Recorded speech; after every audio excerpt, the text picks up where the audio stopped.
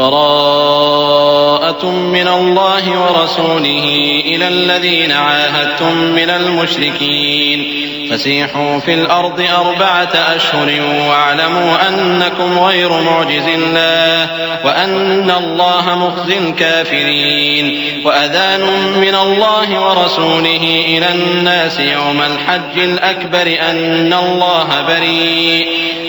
الله بريء من المشركين ورسوله فإن تبتم فهو خير لكم وإن توليتم فاعلموا أنكم غير معجز الله وبشر الذين كفروا بعذاب أليم. اے اہل اسلام، اب اللہ اور اس کے رسول کی طرف سے ان مشرکوں سے جن سے تم نے عہد کر رکھا تھا بیزاری اور جنگ کی تیاری ہے.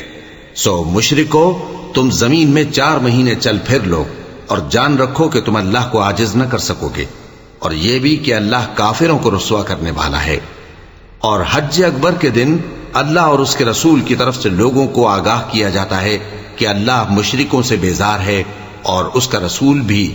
اب اگر تم توبہ کر لو تو تمہارے حق میں بہتر ہے، اور اگر نہ مانو تو جان رکھو کہ تم اللہ کو ہرا نہیں سکو گے. اور اے پیغمبر، کافروں کو دکھ دینے والے عذاب کی خبر سنا دو. إلا الذين عاهدتم من المشركين ثم لم ينقصوكم شيئا ولم يظاهروا عليكم أحدا فأتموا إليهم عهدهم إلى مدتهم إن الله يحب المتقين. فإذا انسلخ الأشهر الحرم فاقتلوا المشركين حيث وجدتموهم وخذوهم واحصروهم واقعدوا لهم كل مرصد فإن تابوا وأقاموا الصلاة وآتوا الزكاة فخلوا سبيلهم إن الله غفور رحيم. البتہ جن مشرکوں کے ساتھ تم نے عہد کیا ہو اور انہوں نے تمہارا کسی طرح کا قصور نہ کیا ہو اور نہ تمہارے مقابلے میں کسی کی مدد کی ہو، تو جس مدت تک ان کے ساتھ عہد کیا ہو اسے پورا کرو کہ اللہ پرہیزگاروں کو دوست رکھتا ہے. پس جب عزت کے مہینے گزر جائیں تو مشرکوں کو جہاں پاؤ قتل کر دو اور ان کو پکڑ لو اور گھیر لو اور ہر گھات کی جگہ ان کی طاق میں بیٹھے رہو. پھر اگر وہ توبہ کر لیں اور نماز قائم کرنے اور زکوٰۃ دینے لگیں تو ان کا رستہ چھوڑ دو. بے شک اللہ بخشنے والا ہے، مہربان ہے. وَإِنْ أَحَدٌ مِّنَ الْمُشْرِكِينَ اسْتَجَارَكَ فَأَجِرْهُ حَتَّى يَسْمَعَ كَلَامَ اللَّهِ ثُمَّ أَبْلِغْهُ مَأْمَنَهُ ذَلِكَ بِأَنَّهُمْ قَوْمٌ لَّا يَعْلَمُونَ. كيف يكون للمشركين عهد عند الله وعند رسوله إلا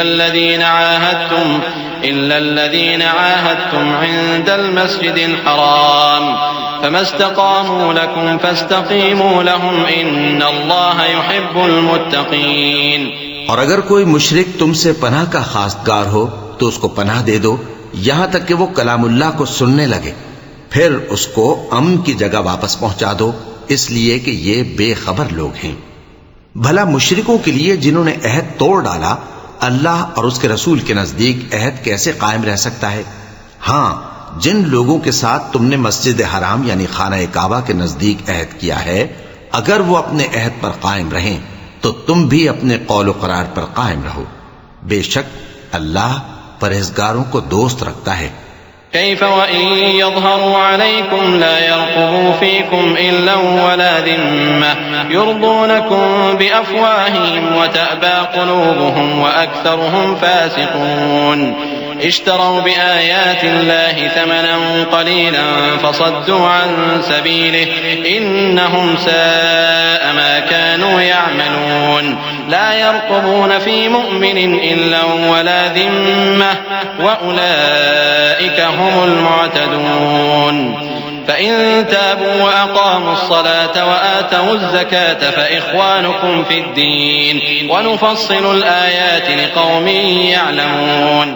بھلا ان سے عہد کیوں کر پورا کیا جائے جب ان کا یہ حال ہے کہ اگر تم پر غلبہ پالیں تو نہ قرابت کا لحاظ کریں نہ عہد کا.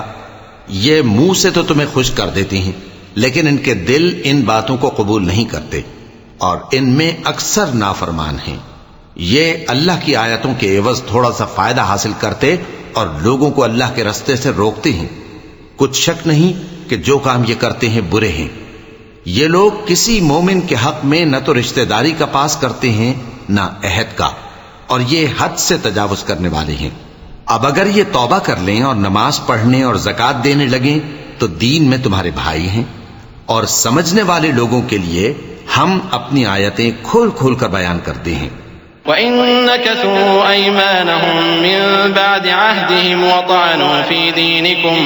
وَطَعَنُوا فِي دِينِكُمْ فَقَاتِلُوا أَئِمَّةَ الْكُفْرِ إِنَّهُمْ لَا أَيْمَانَ لَهُمْ لَعَلَّهُمْ يَنتَهُونَ ألا تقاتلون قوما نكثوا أيمانهم وهموا بإخراج الرسول وهم بدأوكم أول مرة أتخشونهم فالله أحق أن تخشوه إن كنتم مؤمنين قاتلوهم يعذبهم الله بأيديكم ويخزهم وينصركم